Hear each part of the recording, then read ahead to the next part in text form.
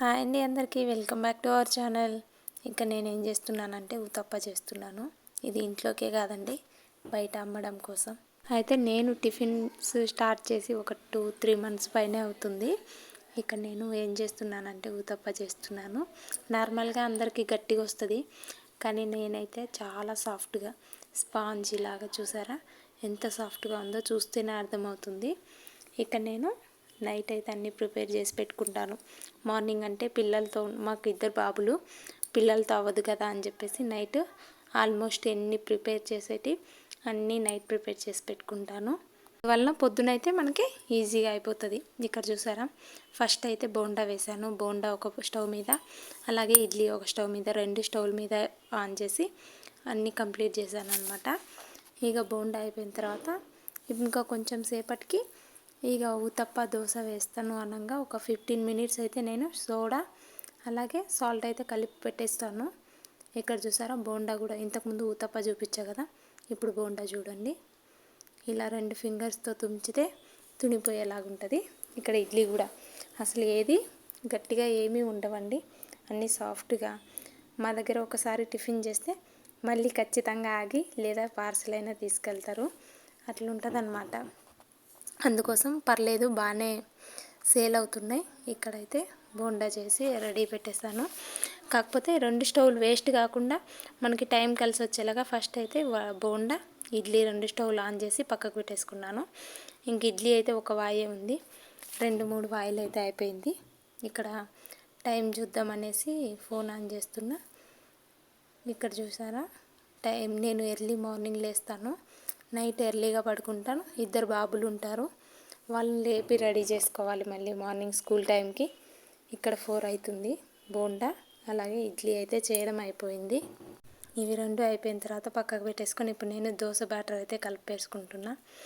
దోశకి ఊతప్పకి ఒకే పిండి. ఇక్కడ ఇందులో ఫస్ట్ నేనేం చేస్తాను అంటే ఒక 10-15 మినిట్స్ ముందే సాల్ట్ సోడా కలిపి పెట్టేస్తాను. అందుకే అంత సాఫ్ట్గా స్టార్టింగ్లో చూపించాను కదా, అంత సాఫ్ట్గా వస్తుంది. ఇక్కడ అవి బాగా సోడా అనేది లేదా సాల్ట్ మంచిగా పిండికి పడుతుంది. కనీసం ఒక 10 మినిట్స్ అయినా మనం దోశ వేసే ముందు కలిపి పక్కకు పెట్టేసుకోవాలి.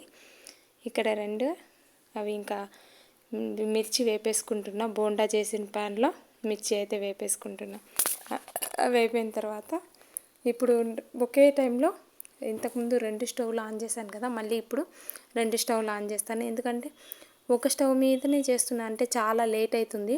స్టార్టింగ్లో అట్లే చేసేదాన్ని, ఇప్పుడైతే కొంచెం ఒక్కొక్కటి తెలుస్తాయి కదా, ఇట్లా ఒకేసారి 2 స్టవ్లు ఆన్ చేసి ఒక స్టవ్ మీద అయితే పిండి వేసి ఒకవైపు కాలనిచ్చేస్తున్నా అనమాట. ఇక్కడ క్యారెట్ను కూడా తురిమి పెట్టేసుకుంటున్నా. ముందే తురిమి పెడితే అంత మంచిగా అనిపించట్లే టేస్ట్, అందుకే అప్పటికప్పుడే తురిమి పక్కకు పెట్టేసుకుంటున్నా క్యారెట్. ఇక్కడ చూసారా, ఒకవైపు ఒక గరిట, పెద్ద గరిట పిండి అయితే వేసేస్తున్నా.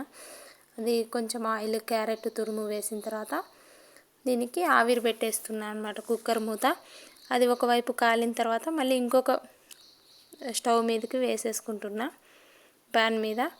ఇక్కడ చూడండి, ఎక్కడా కూడా పచ్చితనం కానీ గట్టిగా కానీ అస్సలు ఉండదు. పిండి చూస్తేనే అర్థమవుతుంటుంది. మనలో ఎవరమైనా స్టార్ట్ చేయొచ్చండి, ఈజీగానే ఉంటుంది వర్క్, ఈజీగానే ఉంటుంది కానీ కొంచెం శ్రమ పడాలి. కాకపోతే ఇన్వెస్ట్మెంట్ తక్కువ కాబట్టి ఎవరైనా ప్లాన్ ఉంటే తప్పకుండా చేసుకోవచ్చు.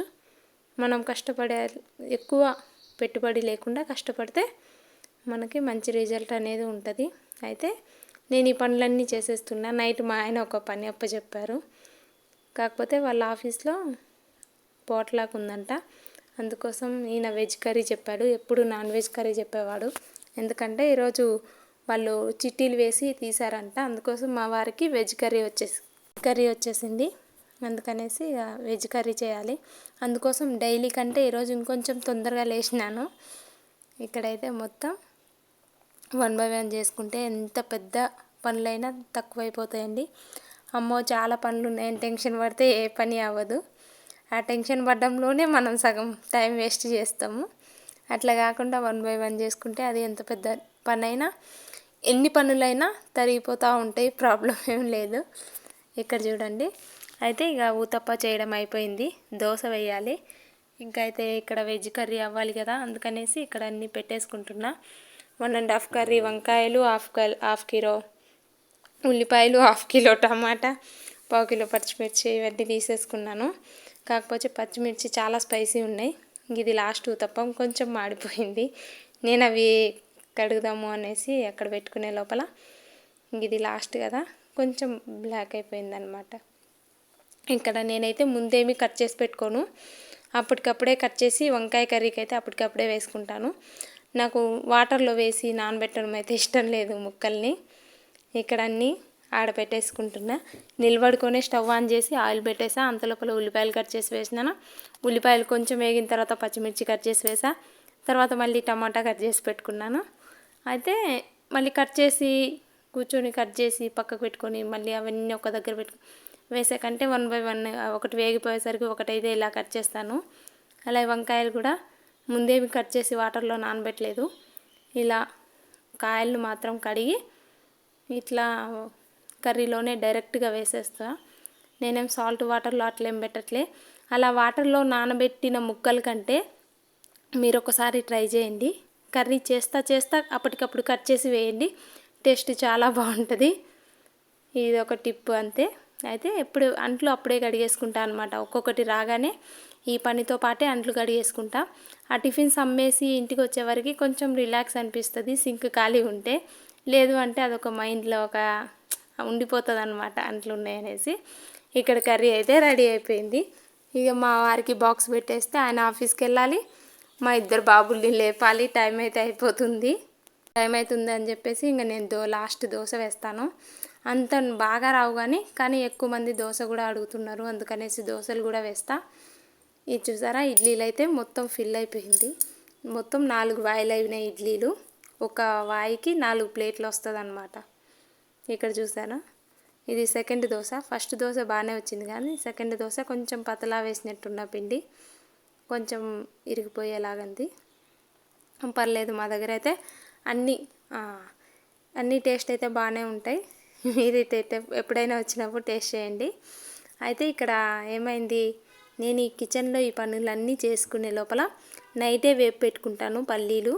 మార్నింగ్ వేపుకుంటా మిర్చి, అట్నే పుట్నాలు, కొంచెం కొబ్బరి అవన్నీ వేస్తాను. అవన్నీ వేసి నేను గ్రైండర్కి స్టార్ట్ చేస్తా. అవి నా కిచెన్లో వంట మొత్తం అయ్యే లోపల మనకి చట్నీ కూడా రెడీగా అయిపోతుంది. వేరే వాళ్ళు ఎవరో మనకి చేతికి అందించినట్టు చట్నీ కూడా మనం ఇవన్నీ చేసుకునే లోపల చట్నీ రెడీ అయిపోయింది కదా, అదొక హెల్ప్ అనిపిస్తుంది అనమాట. మిక్సీ అదికే దాని మీద చేయబెట్టి అలా కూర్చోవాలి. ఇక్కడ చూసినారా, కర్రీ అయితే అయిపోయింది. ఇక ఫైనల్గా కొత్తిమీర వేసి ఇంకా ఆపేసాను స్టవ్. ఇంక ఇప్పుడు పిల్లల్ని లేపాలి. పిల్లల్ని లేపి రెడీ చేసి వాళ్ళకు బాక్సులు పెట్టాలి. ఇంకా సపరేట్ కర్రీ ఏం చేయలేదు, రైస్లో ఇదే కర్రీ పెట్టేసినాను. ఇక బ్రేక్ఫాస్ట్ కింద ఒకరికి ఇడ్లీ పెట్టా, ఒకరికి ఇడ్లీ వద్దు అంటే దోశ పెట్టేసినాను. ఇక్కడైతే మా వారికి ఈ బాక్స్లో పెట్టేసి మూత పెట్టేసి ఇంక ఈయన ఆఫీస్ బ్యాగ్ కాదు, ఒక కట్టెల బ్యాగ్లో అయితే పెట్టేసిన అనమాట హాట్ బాక్సు. ఇంత లోపల వీళ్ళు లేపి రెడీ చేసేసుకొని రెడీ అవుతున్నాం. మా బాబు చూడండి, 2 బాబులు. అయితే ఈయనేమో ఫస్ట్ క్లాసు, ఇంకో పెద్ద ఆయన అయితే సెకండ్ క్లాసు. ఈయన పేరు అయితే మేఘన్, పెద్ద ఆయన పేరు వచ్చేసి మృదులండి. 2 బాబులు. మా వారు ఇంకా ఆఫీస్కి వెళ్ళాలి, నేనేమో బయటకు వెళ్తే పిల్లల్ని ఇద్దరిని డ్రాప్ చేసి నేను టిఫిన్స్ అనేది స్టార్ట్ చేస్తాను అనమాట. కాకపోతే ఇంటి దగ్గర ఉండి ఖాళీగా ఉండే కంటే ఏదో ఒకటి చేయడం బెటర్ కదా అని నా ఫీలింగు. అలా అని మరీ అంత ఇబ్బంది ఏం లేదు. మా హస్బెండ్కి మంచి జాబు. ఇలా బండి మీద మొత్తం పిల్లల్ని తీసుకొచ్చాను. అలాగే ఇక్కడ పేపర్ ప్లేట్లు, ఇక్కడ వచ్చేసి రెడ్ చట్నీ, ఇక్కడ రాగానే ఒక 2-3 ప్లేట్లు పార్సల్ తీసుకెళ్లారు ఇడ్లీ, అందుకోసం ఫుల్గా లేవు. ఇక్కడ దోశ, కింద వైపు బోండా ఉన్నాయి. మనం ఇంటి దగ్గర చూసినాం కదా, అట్లా బోండా దోశ ఉన్నాయి. ఇక వేరే బాక్స్లో ఊతప్పం ఉన్నాయి. ఇక్కడ చట్నీ అంటే కొంచెమే కలుపుతాను, లేదంటే పుల్లగా అయిపోతుంది. గట్టి చట్నీ పెట్టువేసుకుంటా పక్కన. నేను ఈ బ్యాగ్లో తీసుకొచ్చిన బ్యాగు ఇక్కడ పక్కకి వాటర్ క్యాన్ పెట్టేసా. Thank you for watching. Bye bye.